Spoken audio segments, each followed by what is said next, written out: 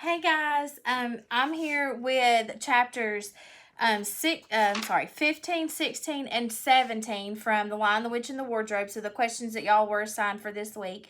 So I'm going to be going over those questions with you guys in this video, and hopefully this will help you guys understand what is going on and make sure you're understanding the questions that I've assigned for the week. Okay, so number 1 says, how did Susan and Lucy feel as they knelt by Aslan, and what did they do? So they felt sadness and horror, is what I have up there.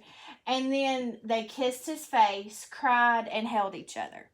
So that's number 1. Number 2, how was Aslan untied?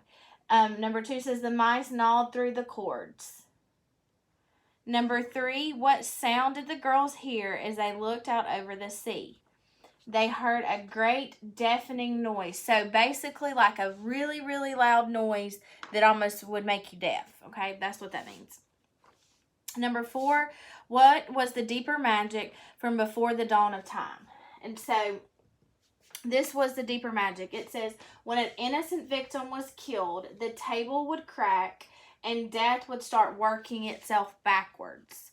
Okay, so that was the deeper magic.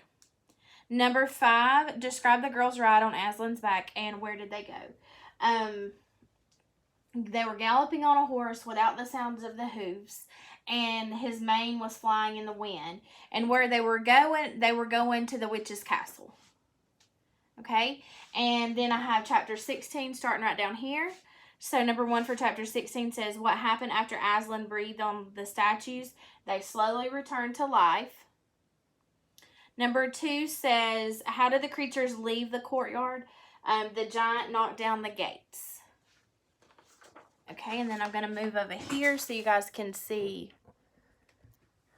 the rest of the questions.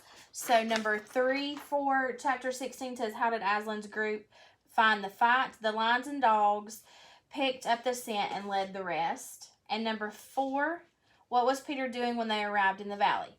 Fighting against the witch. Now we're on chapter 17. What wise, heroic thing had Edmund done? He fought his way to the witch and smashed her wand. Right. Number 2, how did Lucy help Edmund and the other injured fighters? She poured a few drops of oil from her bottle, into their mouth. Number 3, what did Lucy and Susan argue about? If Edmund should be told what Aslan had done for him. So they argued about whether to tell him or not. Number 4, describe Narnia under the rule of the 4 children.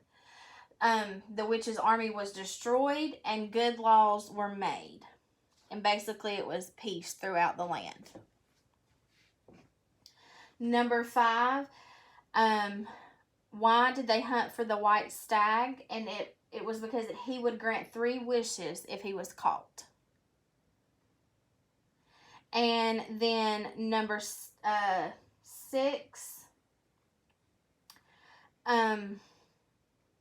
how did they get back to the wardrobe? By following the white stag past the lamppost. And then the last question was, what advice did the professor give them? You can't get back to Narnia through the wardrobe again, but they will go back, but not because they will try to, because they will be able to. And don't mention any of the adventures or any of this to others, okay? So that's our last question. I'm going to do another video on the analogies just to help some of you out, so I'll be uploading that next. Bye, guys. Y'all have a good week.